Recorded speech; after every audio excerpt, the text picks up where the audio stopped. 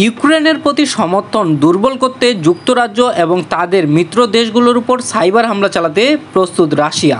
এই বিষয়ে আগামী সপ্তাহে হতে যাওয়া নেটো সম্মেলনের বৈঠকে সতর্ক বার্তা দিবেন যুক্তরাজ্যের একজন জ্যেষ্ঠ মন্ত্রী।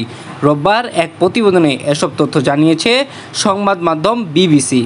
প্রতিবেদনে বলা হয়, আগামী সপ্তাহ হতে যাওয়া নেটো বৈঠকে রাশিয়ার সাইবার হামলার বিষয়ে সতর্ক করবেন লাঙ্কাস্টারের ডাচির চ্যান্সেলর পেট ম্যাকফার্ডেন, যিনি যুক্তরাষ্ট্রের জাতীয় নিরাপত্তার দায়িত্ব পালন করেন। আসন্ন বৈঠকে যুক্তরাজ্যের এনার্জি অবকাঠামোকে লক্ষ্যবস্তু করে রাশিয়ার সম্ভাব্য হামলা এবং হামলাকে ছোট করে না দেখতে নেটো দেশগুলোর প্রতি আহ্বান জানাবেন ম্যাকফার্ডেন।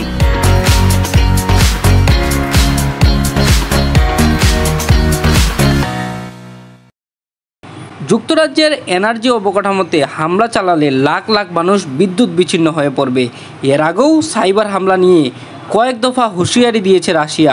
সর্বশেষ এই হুঁশিয়ারিকে ইউক্রেনের বিরুদ্ধে চালানো গোপন যুদ্ধ বলে অভিহিত করেছেন ম্যাকফার্ডেন। আগামী সপ্তাহে লন্ডনের লাঙ্কাস্টার হাউসে হতে যাওয়া নেটো সাইবার প্রতিরক্ষা সম্মেলনের বক্তৃতায় রাশিয়ার সাইবার হামলা নিয়ে আরও কথা বলবেন ম্যাকফার্ডেন। সাইবার যুদ্ধ যুক্তরাজ্যকে অস্থিতিশীল এবং দুর্বল করতে পারে বলেও সতর্ক করেন তিনি। রাশিয়ার এই হুঁশিয়ারিকে আক্রমণক এবং বেপরোয়া বলে উল্লেখ করেছেন ম্যাকফার্ডেন যুক্তরাজ্যের পাওয়ার গ্রিড বন্ধ করার মধ্য দিয়ে লাখ লাখ মানুষকে অন্ধকারে ঠেলে দেওয়ার রাশিয়ার সক্ষমতার বিষয়ে জোর দিবেন বলেও প্রতিবেদনে বলা হয়। সেপ্টেম্বরে পশ্চিমা গোয়েন্দা সংস্থাগুলোর একটি যৌথ প্রতিরক্ষা ব্রিফিংয়ে ইউক্রেনকে সহায়তা করার প্রচেষ্টা ব্যাহত করার জন্য বেশ কয়েকটি পরিকল্পিত সাইবার হামলার অভিযোগ আনা হয়েছিল রাশিয়ার বিরুদ্ধে। এছাড়াও যুক্তরাজ্যের সাম্প্রতিক সপ্তাহগুলোতে বেশ কয়েকটি সাইবার আক্রমণ চালানো হয়েছে, যার জন্য কয়েকটি রাশিয়াপন্থী হ্যাকিং গ্রুপকে দায়ী করা হয়েছে।